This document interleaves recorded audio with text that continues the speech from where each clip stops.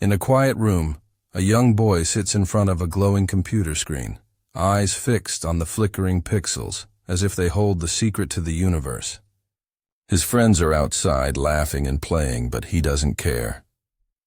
He's building something no one can see yet, but the world will soon bow before. That boy's name was Bill Gates. But behind the success, billions, and fame lies a story of obsession, betrayal, sleepless nights, and the ruthless mind of a man who dared to outthink the world. This isn't just the story of Microsoft, it's the story of how one man reshaped the digital future while sacrificing everything else. Stay with me till the end, because what you're about to hear isn't just inspiration.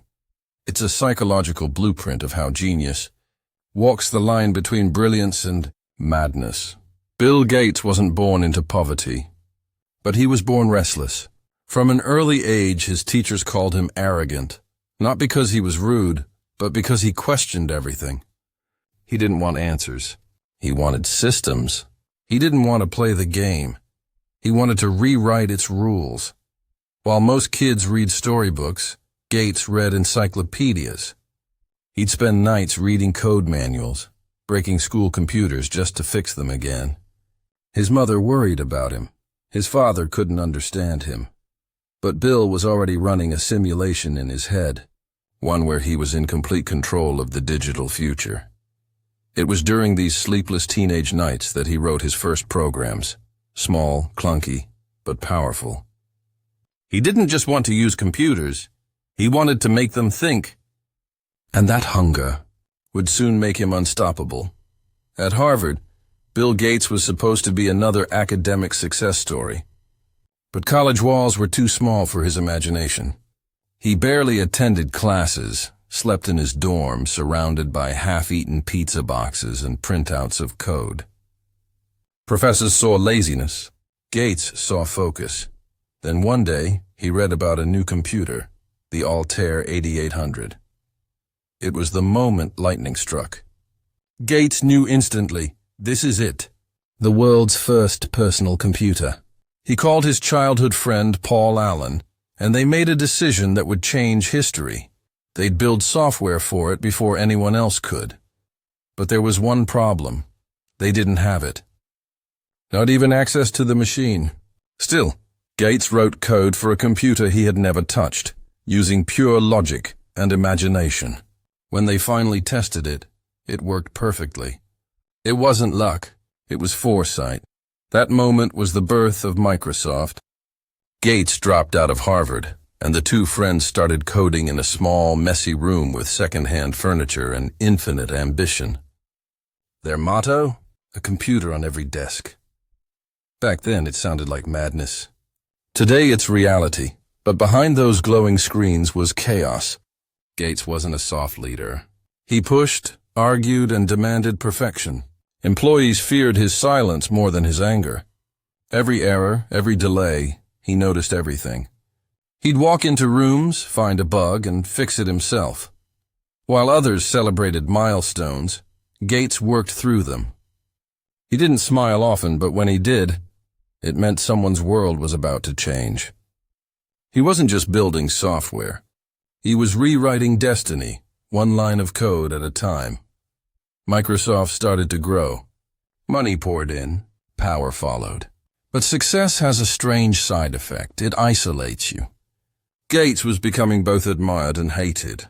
Competitors accused him of being ruthless, of crushing small companies, of monopolizing an entire industry. And maybe he did. But the truth is, Gates didn't fear competition. He eliminated it. Every deal was a chess game, and he never lost. He learned early that business wasn't about friendship, it was about survival. In his mind, control wasn't evil, it was necessary. He didn't want to share the future, he wanted to own it. And that's exactly what he did when Microsoft licensed its software to IBM without giving away ownership.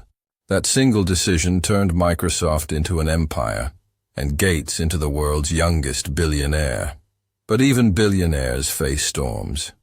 In the late 90s, the U.S. government accused Microsoft of being a monopoly. Gates found himself in courtrooms instead of boardrooms, facing the same world he once revolutionized. Cameras captured his smirk, his cold logic, his unshaken confidence.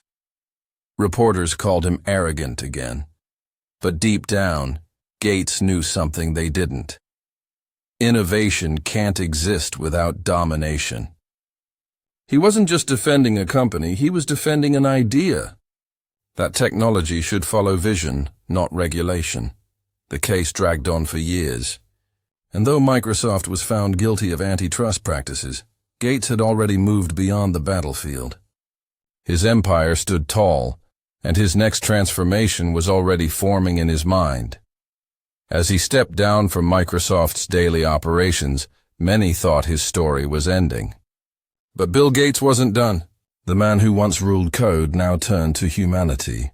The same obsessive mind that once built software now built solutions for disease, hunger, and education. Through the Bill and Melinda Gates Foundation, he poured billions into saving lives.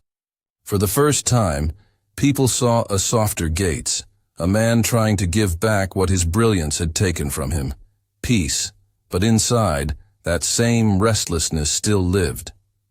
Even in philanthropy, Gates applied logic like a machine, measuring impact, analyzing results, optimizing change. He didn't just want to donate, he wanted to fix the world. Behind the quiet smile of a philanthropist was still the strategist. Gates began predicting global crises, pandemics, climate disasters, AI risks, years before they happened. Many called him paranoid. Later, they called him prophetic. In interviews, his eyes told a story of a man who had seen too much of power and too little of peace.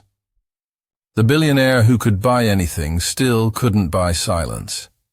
His predictions about pandemics during 2015 TED Talk resurfaced during COVID-19, and suddenly the world listened again. Bill Gates wasn't chasing wealth anymore. He was chasing prevention. But success always has a shadow. Rumors, conspiracies, and criticism followed him like ghosts. People accused him of controlling vaccines, manipulating governments, and using data as a weapon. The same man who gave the world personal computing was now painted as a villain. It was ironic. The man who connected the world was now accused of controlling it. Gates didn't respond with rage. He responded with silence, because maybe he understood that people fear what they can't understand. He had become a symbol of innovation, of control, of human complexity. Neither hero nor villain, just a mind that thought ahead of its time. In private, Bill Gates remains the same curious boy who stared at glowing screens decades ago. His mornings start early, his days filled with reading, analyzing, and learning. He still believes knowledge is the strongest currency. He invests not just in technology, but in ideas, energy, climate, vaccines, AI. His journey reminds us, the real wealth isn't in money, it's in mindset. His fortune might be counted in billions, but his true empire is made of ideas that will outlive him. And yet, behind those glasses there's still a quiet sadness, the cost of brilliance. The loneliness of being misunderstood, the burden of genius. Bill Gates' life is a paradox. The man who changed the digital world now fights to save the physical one. From a rebellious boy to a billionaire visionary, his story teaches us that greatness is never accidental. It's engineered through obsession, sacrifice, and courage. He didn't just build Microsoft. He built a movement. A belief that one person with an idea can rewrite the destiny of humanity. And maybe that's why the world can't stop talking about him. Because deep down, everyone wants to know, what if that level of brilliance exists within us too? So before you leave, ask yourself, what's your code? What's that one idea you'd sacrifice everything to bring to life? Think about it and subscribe. Because stories like this, stories of power, pain, and purpose, are just getting started. This was Millionaire Thoughts, where legends are decoded. Until next time, keep thinking like a visionary.